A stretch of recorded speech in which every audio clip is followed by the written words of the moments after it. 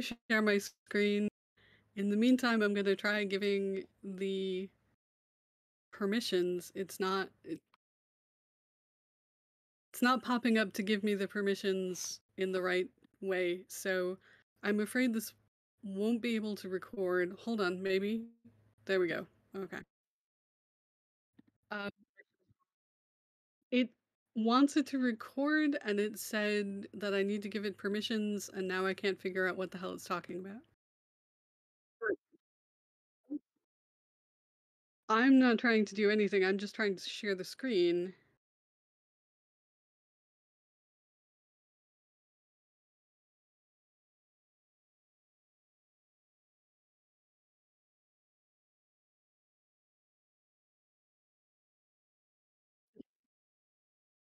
I'm trying. It's gonna be really awkward if I can't. I don't have reputation.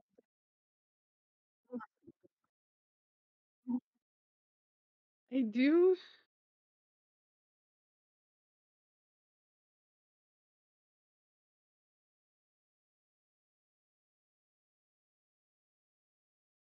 Yeah,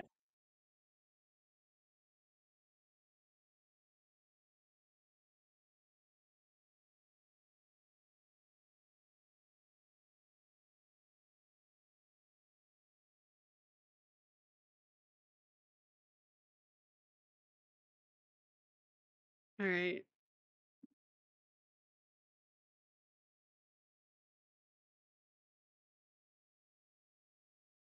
I found it, but it's not sharing it, it's just these rotating little blue boxes. Do you see that? There's a second bubble, it's got the rotating blue boxes.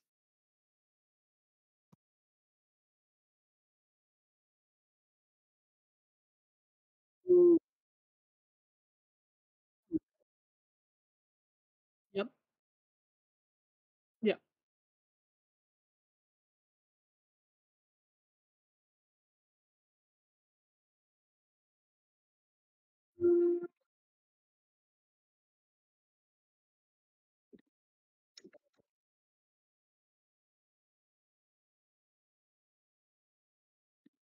Using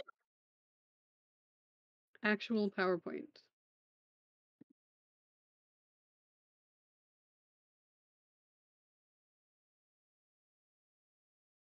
Right.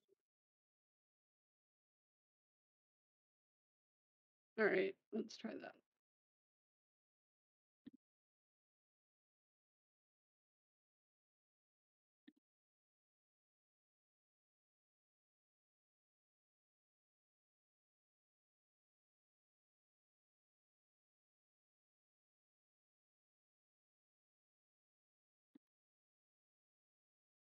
Not doing it.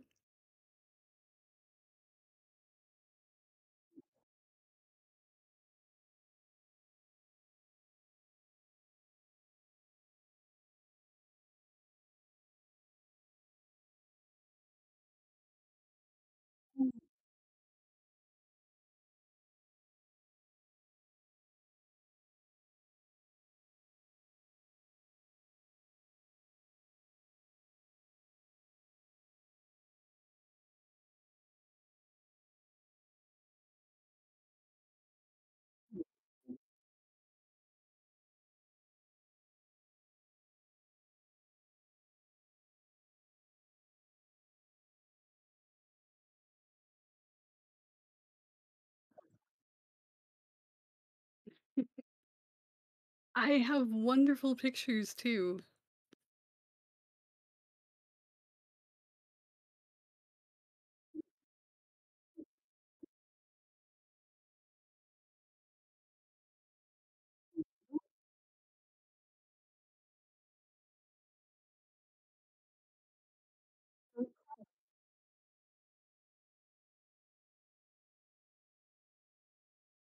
So I've tried sharing it again, just sharing the PowerPoint. There is an error that has popped up. It says your stream currently has reduced video or words. How do they work? Reduced video or audio quality. This may be due to network conditions. Um, yeah, one reason that I don't do Discord that much is it kills my computer.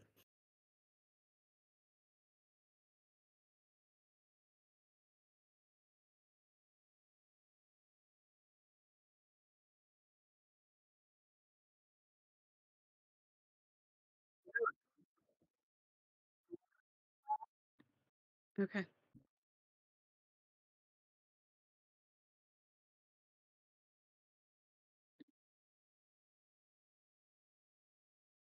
Nope. Still those blue boxes.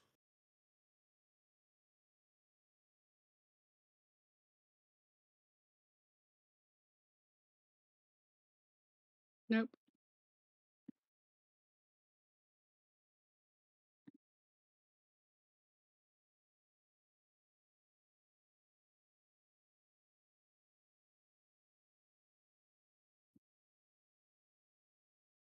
Yeah, I can send it to you as a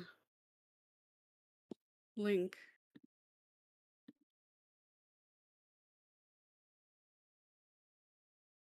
Yeah.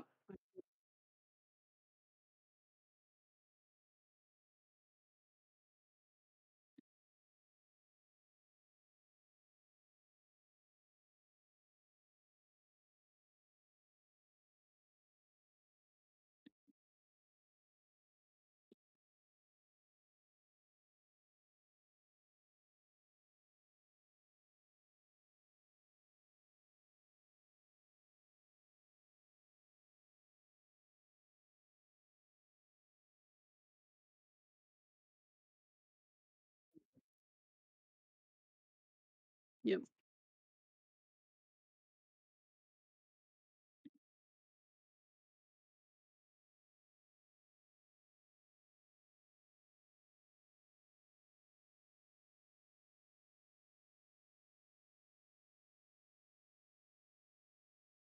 Taking its time.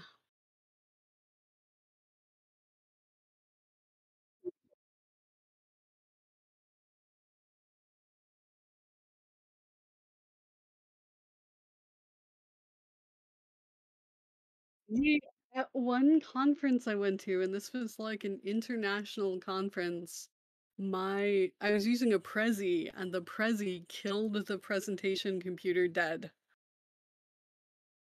Like, it shut it down, it logged everything off. It should be uploaded now. Um, and they couldn't get anything open again because the like it was a conference location computer and they didn't have the password for it, so I presented that whole thing going like, if you could see the screen behind me, this is what all right, it should be uploaded.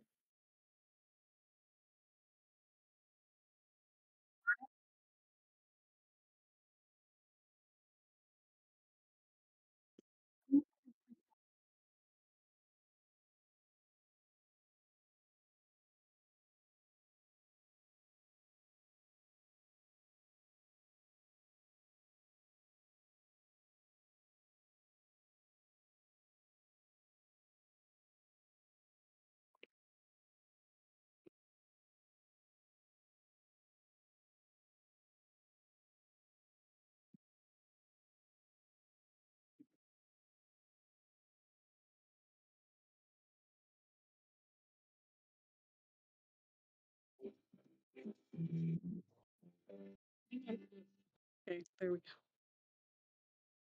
go.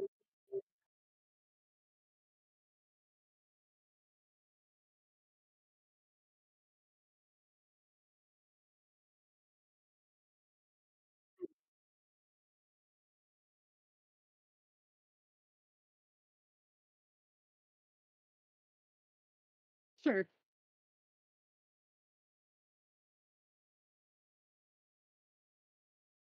All right. So, sorry for the delay, everybody. This is my presentation, Fangs, Blood Pools, and Dice, the Small Things Forgotten of the Late 90s Vampire Craze. In the early 90s, mid 90s, late Yes, 90s, everyone. I was a young teenager in Elkhart, Indiana, and I had a bike, and then I had a car, and then I had a really great love of the supernatural. Next slide, please. And I'm going to talk at you today for about 20-25 minutes and then take any questions that you might have. So, about me, I am a bioarchaeologist. I got my PhD at American University in Washington, D.C., and I am currently working at Virginia Commonwealth University, at which I am having a fantastic time.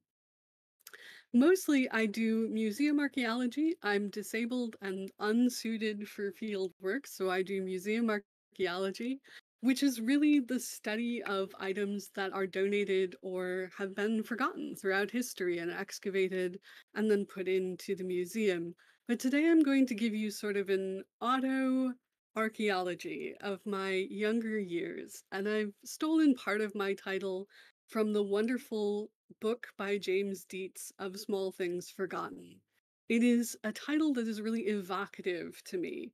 I love this idea that we go through life and we just occasionally shed objects and we leave them behind and we can tell a lot of things from these objects. And in fact, most of the artifacts that you'll see today aren't originals of the artifacts themselves. They're things that I've replaced through the years, or they're things that I have rebought because they wore out. So these are often small things that I have forgotten. And I have a whole love of all things spooktastic. I think I have from a very young age. I was the person who would go to the beach and then weave fish bones through her hair, freaking out my best friend along the way. But I would have this love from a very early age, and it really developed into its maturity at this period in time, this mid 90s to late 90s. Next slide, please. So my supernatural origin story begins with my mother handing me a copy of Interview with a Vampire. I already loved spooky things. I already was a pretty spooky child, but I was first introduced to the idea of vampires through the Anne Rice Interview with the Vampire books. And I've whittled down my collection to these. Actually, these are three Anne Rice books, and of course, Dracula, which is, the classic vampire story. And next slide, please. Part of this developed through going and meeting her and getting the book signed. Memnoch the Devil was the first book that I owned of Anne Rice's world, and I was able to go and get it signed by myself. I was 15. This was a rare excursion out into the world of Barnes and Noble by myself. I'd always gone with my parents before, and I stood in line outside even. Again, this was the 90s. It wasn't quite as scary as it is to be out on your own as it is today. So I stood in line with all sorts of people who really felt the way I feel about the supernatural, who thought that it was fascinating and who wanted to know more about these stories. And so here's a selection of what I have actually kept in that book that I got signed. Her signature, of course, here on, I don't know if you can even see my my cursor there. Her signature there in the front of the book, a picture that I took while I was there at the book signing, a couple of newspaper clippings, the advert for the signing, and then, of course, the book itself. It was a really fun experience. I got to meet and talk to people I would never have talked to before, and it created this whole series of artifacts on this slide. Next slide, please. This, of course, led to me really wanting to internalize these ideas for myself. And I would carry these things with me always. This is a notebook that I kept with me in school. It's a 3-ring binder, and it currently houses, it's right here behind me, currently houses like a gazillion sheets of paper that are just left over from that time in my life. I like to decorate things with words. Words are the way that I approach and interpret life, and I never was a very social child or very good at socializing. I liked to read. I liked to approach things through reading, and I liked to have the words close to me. Words made me very happy. I still do that. I've got a whole bunch of word tattoos. Um, yeah, a whole bunch of word tattoos. I've gotten better at choosing those words, though. Next slide, please. Because look, it was high school, okay? So I created the worst poetry ever, the tritest stuff, the most hackneyed phrases, all based around this idea of the supernatural and wanting to incorporate that vampireness into myself. The photograph, it's very small, but the woman in the photograph does have fangs, and most of the poetry incorporated this type of vampire or fang imagery. In addition to being a spooky child in general, I was also really hated by a lot of my peers. And so, this idea of this mysterious, supernatural, romantic, long life in which you could be dramatic and have all sorts of love affairs and all sorts of passion was extremely attractive to me. And that definitely comes out in the poetry, which, as I said, was particularly bad. Next slide, please. I also created a Go box. I never got really good at painting, but I used the colors and themes of the game that ended up becoming my favorite, which was Vampire the Masquerade. I did both live action and tabletop role playing for Vampire the Masquerade and Vampire the Dark Ages. And so, because both involved going to a different location, meeting up with people where I would need certain artifacts, I painted this go box. I would keep books in it, dice, things like score sheets or player sheets, character sheets for that, blood counters, etc., in this box, and I would just take it with me wherever I went. Harder on a bike than it was once I got a car. So this was probably an artifact of my later teenage years, but it was super, super handy.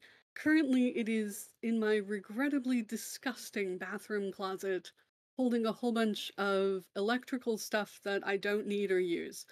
Again, with the theme of this talk being small things forgotten, I need to clean out my closets. Luckily, I will have an opportunity to do so relatively soon. I have news that I can't share yet, but relatively soon I will need to clean out and downsize a lot of things. So possibly what is currently in the interior of the box might get cleaned out and the box might be used for gaming stuff again, if I find a new gaming group. Next slide, please.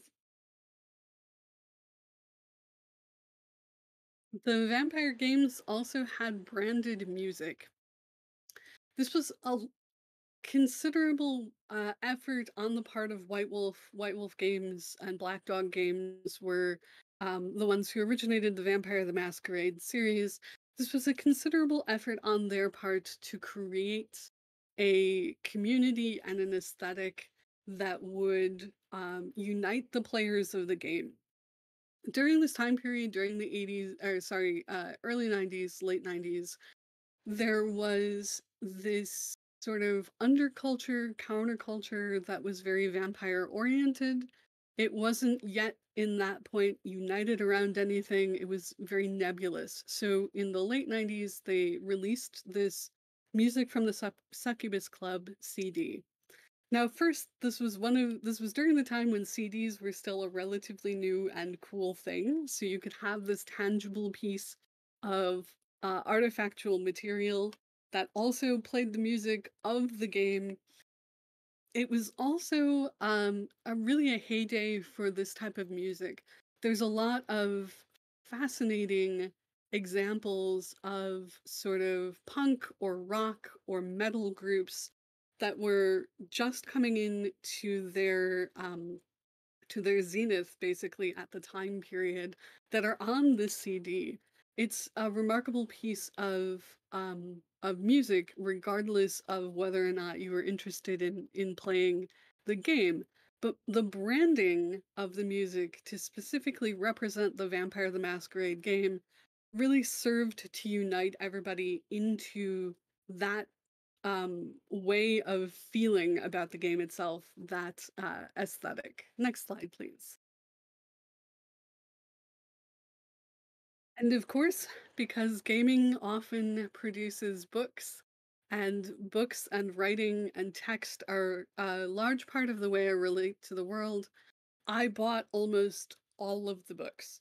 I have all of the clan books. The clans were individual types of vampires within the game itself.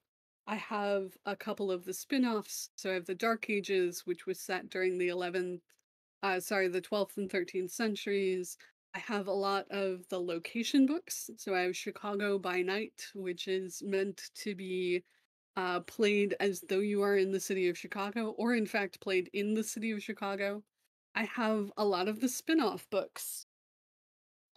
So one of my favorites is Revelations of the Dark Mother, which is all about the idea that Lilith was a vampire and she is within this whole system that White Wolf has created. And here's an interesting artifact for you. You can see, maybe, my signature from when I was a teenager and I was still Rebecca Horwitz instead of Rebecca Gibson. That very few of those lying around now. But there were also games within the White Wolf, under the White Wolf umbrella that I played other than Vampire as well. One of them was Mage the Ascension. They love those three-world titles in White Wolf. And I have the Book of the Cult of Ecstasy, which was given to me by somebody who was definitely at that point trying to get in my pants. I was 16. He was decidedly not, and he decided that that was the way to do it. Alas for him, it never happened. But the books remain an integral part of my life. Even though I'm currently not playing the game, I'll pull down the books and read through them because they contain really interesting stories, and I still love all of the spooky things. Next slide, please. Fangs. Fangs are possibly the most important part of the game for me. These are not my first pair of fangs. These are possibly my seventh pair of fangs. They are, of course, specially molded to my teeth. They come with a packet of thermoplastic pellets. So you can heat up the pellets in a little warm water, and then you stick the resulting gob of plastic into the fang, and you stick the fang up on your tooth. I was wearing fangs almost every single day of my high school career. The people in my high school decided that they didn't like or want to accept me, and I returned the favor right back. So I was not at all um, shy about alienating everybody in my path by wearing fangs every single day. Now, knowing what I know about my own mouth shape, I can't believe I did that for 4 years. They hurt. Like, they're not comfortable having those bits of plastic in your mouth for that long, but they're extremely important to that feeling of the vampire aesthetic. If you can't actually be a vampire, having the fangs is possibly the next best thing. Next slide, please. Blood or blood counters. In the game of Vampire the Masquerade and in Vampire the Dark Ages, a lot of your abilities are tied to your blood count. And so you start off with a certain amount of blood, you use a specific discipline or ability, and it costs blood for you to do so. These sort of red half marbles were one of the most fun things to use for blood.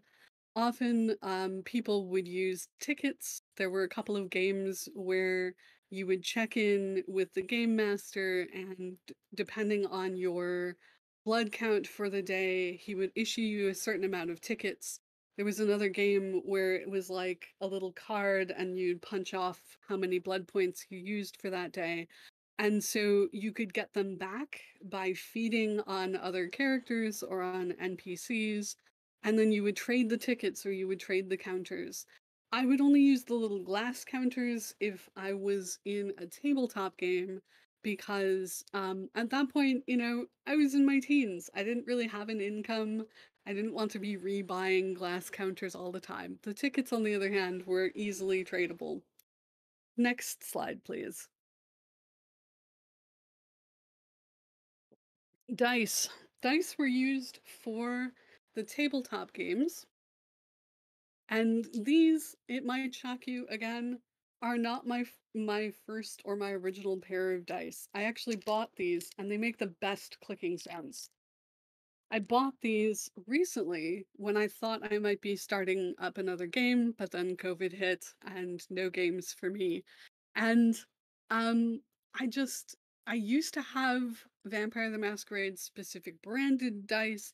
I'm sure they're floating around the apartment somewhere, but I don't know where. And again, this goes back to that theme, small things forgotten. Would I have ever purposefully gotten rid of those? Absolutely not. I love them. They're pretty. I intend to play again one day. I still have all the books, all of this stuff. So I would not have gotten rid of them, but might they have been lost? Absolutely. I think the last time I played was definitely early 2000s, so not anytime recently. And since then, I've moved like 8 times. So it's entirely possible that even if I haven't gotten rid of them on purpose, they've been lost or forgotten somewhere, or maybe when I got divorced, I gave them to my ex-husband, and our current archaeologies are intermingled. I don't know where they went, but these are my current dice. Next slide, please.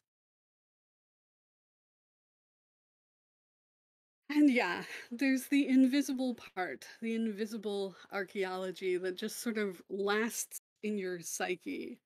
These games often come with so much sexual harassment. I already mentioned the person who gave me the game book to try to get with me, which didn't work. And there was, blackmail for nude photographs. There was people spreading rumors. There was all of this stuff. It's the background noise of being in a perceived female, and at that point, perceived hot body that just pervades these groups. And so even though I have wonderful memories of the games themselves, I also have those sort of psychological scar tissue of so much sexual harassment throughout the entire timeline. Next slide, please. Vampire the Masquerade did not officially collaborate with this wine company to make vampire wine, but vampire wine very definitely played on that whole idea of the Vampire the Masquerade um, time period. I wasn't old enough to drink while I was playing, but I was very soon after, and of course, as soon as I was old enough to drink, I secured a bottle of vampire wine. I keep a collection of special empties. So things like when I've published my books, I'll buy a bottle of champagne, and once it's empty, I'll keep that bottle. And the vampire wine has its own special place on my shelf. It was not the best wine in the world, but you know what? It's wine. You drink it. And now I have this further life as sort of an academic vampire. Not in any negative way, not in the way that most people feel about, quote, emotional vampirism, more as a grown up scholar of the supernatural.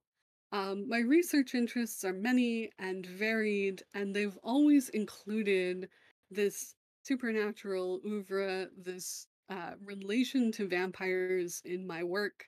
And that's really continued sort of as a result of all of the archaeology, all of the artifacts that I've shown you today. It's very much about maintaining that gaming idea, that supernatural idea throughout my work. Next slide, please. And so the legacy continues. In my first work on gender, supernatural beings, and the liminality of death, which is the blue book on the left-hand side of your screen, I wrote a chapter about two feminist vampire movies, both of which are set in universes where women have the ability to make their mark as sort of non-masculine vampires. even in Vampire the Masquerade, there's this overlay of a lot of heavily masculinized traits as vampires. Of course, you have the penetrative idea of the fangs. You also have money and power, which are very much male properties that are just sort of often acquired by female vampires during their lives, but are still there as sort of an overlay and not an inherent aspect of femininity or female vampires. And that's different in the two cases that I talk about in my first book.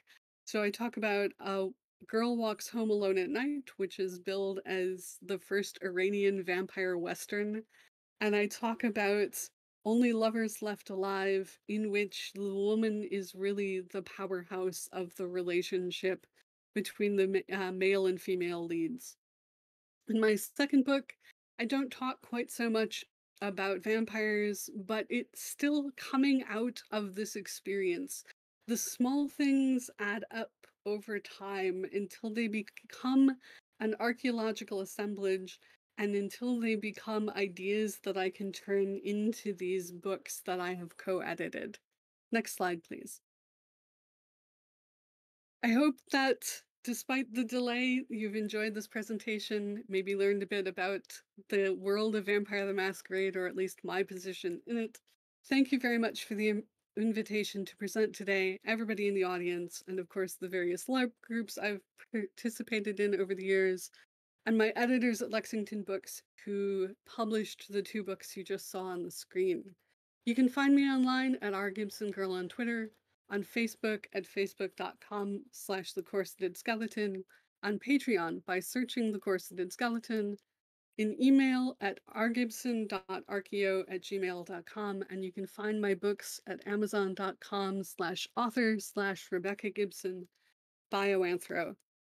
And I will happily take any questions or comments you might have now.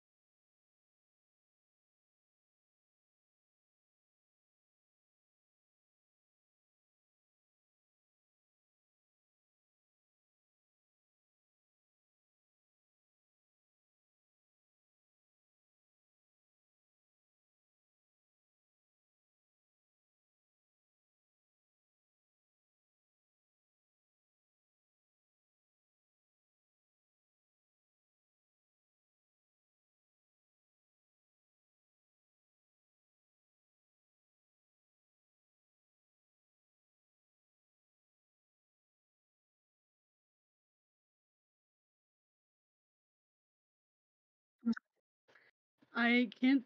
No.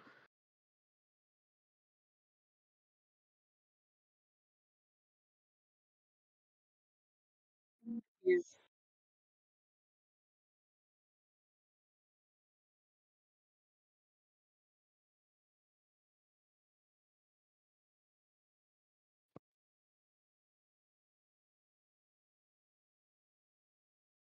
A lot more self-confidence, a lot less of a need to be part of the in-group, which may be why I never found another gaming group. I love the games, I love the stuff that has to do with the games. I don't like I don't necessarily want or need to share that with anybody else. Um, I think I was at that point looking for something to belong to. And that was the thing that presented itself and made for a group where I could mostly express that spookiness and be myself.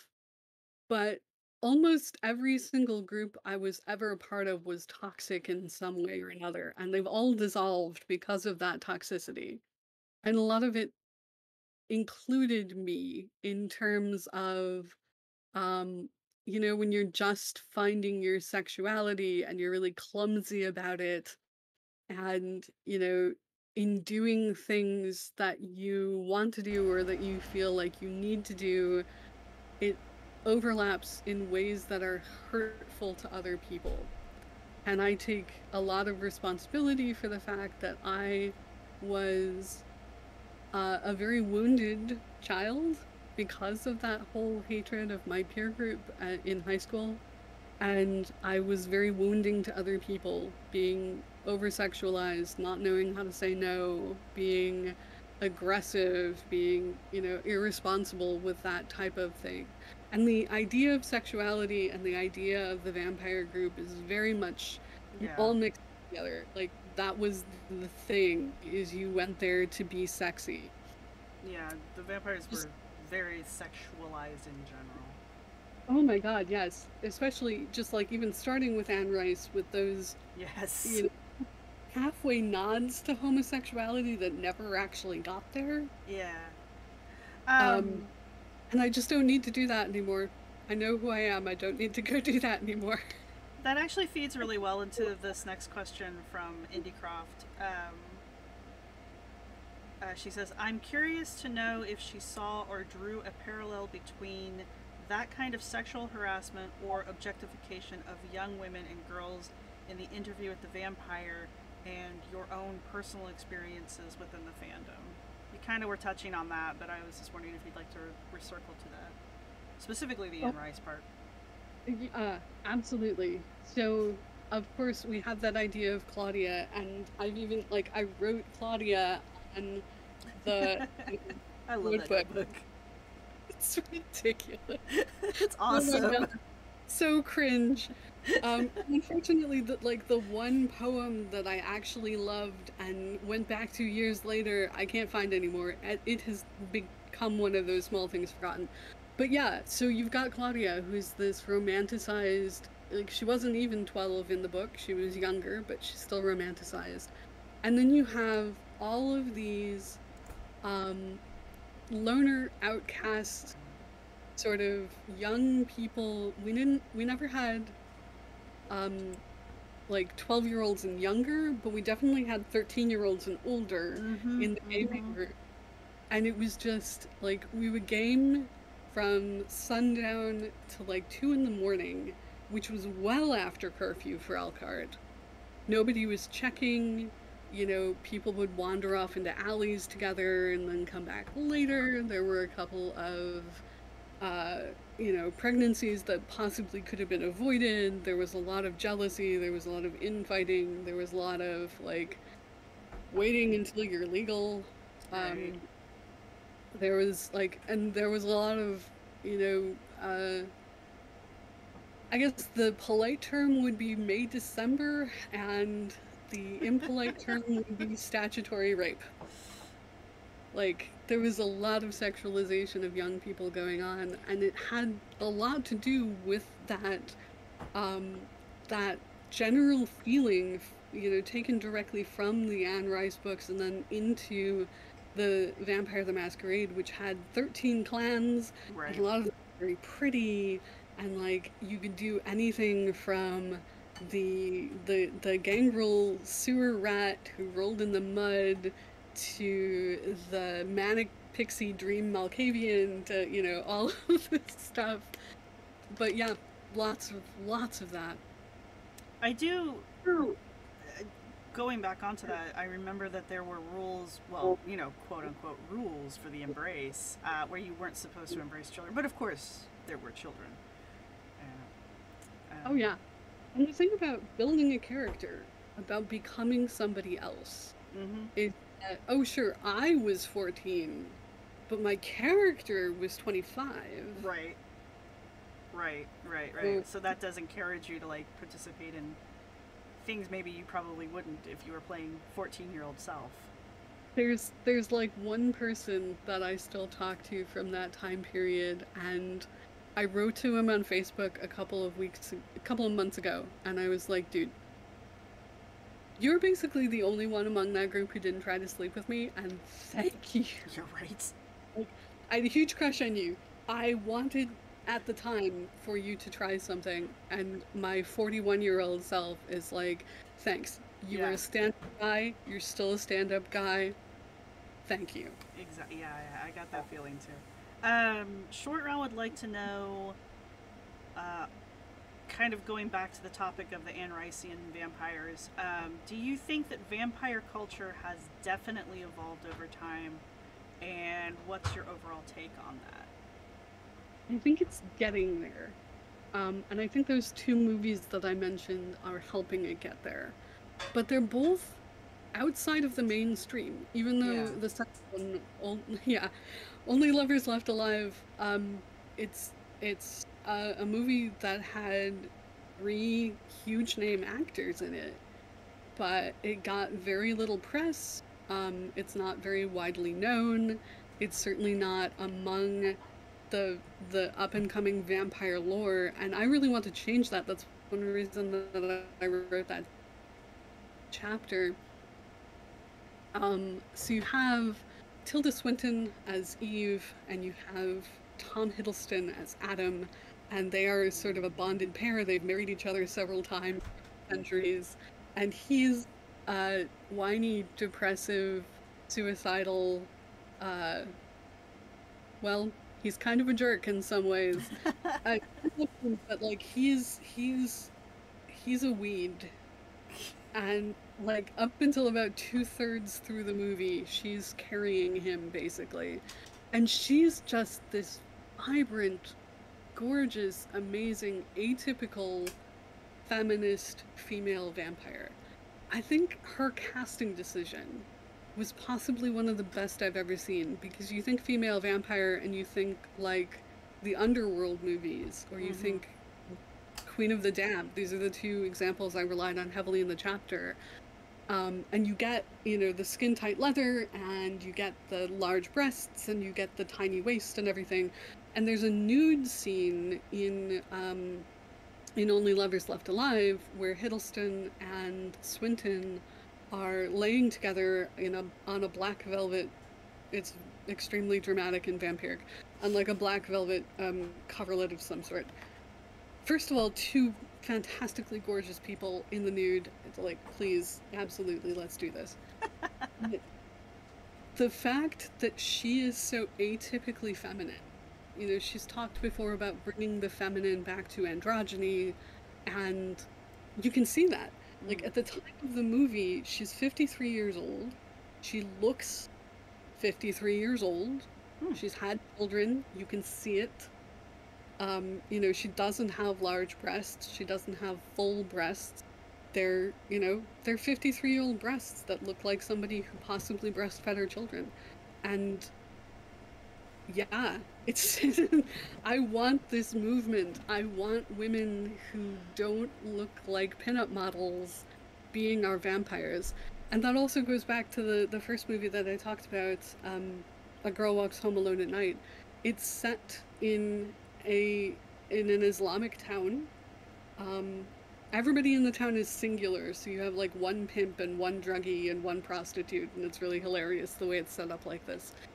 But the vampire, the girl, wears a chador, like head to toe draped in black, with the chador open in the front so you can see her striped shirt. But she looks young. She looks like a girl. She doesn't look highly sexualized. And her interaction with the male lead is sweet and innocent. Like, before he knows what she is, he asks her if she wants a hamburger, which she Aw. turns she can't eat them. But like, it's it's kind and gentle, and the only time she's violent throughout the movie is when she's cleaning up the town. Like, she gives people a chance to change before she eats them. She does eat them, but, you know, it's something that I want to see more of. Not vampires as that overarching, menacing, masculine supernatural trope, but vampires as people who became vampires but stayed people. So, since we're talking about, um, you know, commingling of archaeologies, I really liked what you said there earlier about you and your ex, but that's unfortunate. The the new big vampire craze obviously is, sparkly vampires and Twilight. That's the word I'm looking for. Do you see, not the movies themselves, but the culture developed around the movies, like the teenage girls at the time and the Twi moms and the merchandising around Twilight? Do you see parallels of that with your yourself during the Vampire the Masquerade era? Wow. That's a fabulous question because right about the time Twilight was hitting its popularity, there was a massive shift in the availability of merchandising. Mm.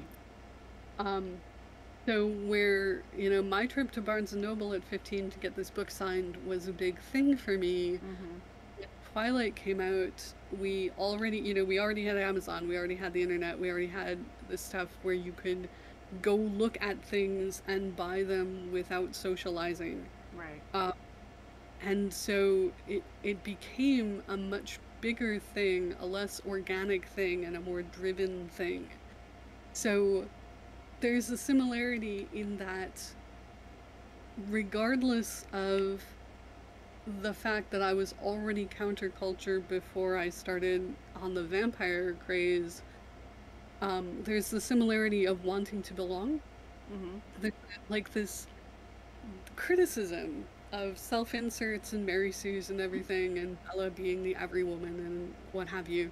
Um, but we're all looking for that, and there's Right. nothing wrong with looking for that. Like, Right. we all want to look at a piece of work and see ourselves. Exactly. I honestly wish they'd been given a little more to work with in terms of Bella, because she's kind of flat affected, but you know, there's no harm or shame in trying to figure out who you are and who you want to identify with and latching on to something so romantic and wonderful. I've not seen Twilight. I don't particularly think the craze itself is wonderful, but like, in their minds, it must have been, and there's nothing wrong with that. Um, it's also just this whole thing of, oh well, teenage girls like it, we must decry it, which Right. again, very much happened when I was younger. Mm-hmm. I just did the opposite direction. I went, to the dark side. No, but you're right. I do remember growing up and the downfall of the boy band. Oh, that's teenage girl pop music. Yeah, but they're still pretty talented. I mean, like, if you stand back objectively. But yeah, no, I was just wondering because I was thinking about, you showed your Book of Nod, and I remember when I got my copy, and I was also very strange, and I was like, oh, this is an amazing book, and it blah blah blah, and like I remember that, and the Lilith book, I could remember those two books. I don't see that exact parallel because those were hard to get and they were limited editions, and like if you had one, you were kind of like a celebrity-ish, or you had like it bumped your status in the group. I don't see that same collectorism in the Twilight thing, but I'm also not part of it. Like, I'm not a teenage girl going through Twilight. No, and I think that is really one of the more interesting things about that phenomenon, is that the books were enough for that. On the other hand, now you have Funko Pops. I have I have like 8 or 9 Funko Pops. Um, oddly enough, none of vampires, but my most recent acquisition was a limited edition rare one of Neo from the 4th Matrix movie with so it's just like the black Neo Funko Pop, and then it's got the lines of code, and the lines of code glow in the dark. Oh, that's kind of cool, actually. It's it is, it's really awesome. But this is again how identities shift, and the way we use these things change. The Matrix came out when I was 18, Mm-hmm. so I was already fully ensconced in the vampire modality, Mm-hmm. and I didn't have nearly the cool clothes that I have now, but I was able to make certain clothing things out of scraps my mother had and things like that. Yeah. And so I went to the Matrix, fully dressed up in my gothiest of stuff. And then, 23 years later now, I'm writing a book about the Matrix. Like And I can't my wait to read it. my 18-year-old self is doing cartwheels. My 41-year-old self cannot at all do cartwheels, but it's the thought that counts. I'm doing them in my head. Mm-hmm. Well, thank you very much for coming on and doing this. This is, I'm not going to lie, I was really looking forward to this one. But I always look forward to your stuff. So thank you for coming on, and I truly appreciate your presentation. And thank you for taking questions. And I will hope to interview you when your Matrix book comes out. Wow. Absolutely. Put it on your calendar. Thanks so much. Okay, bye.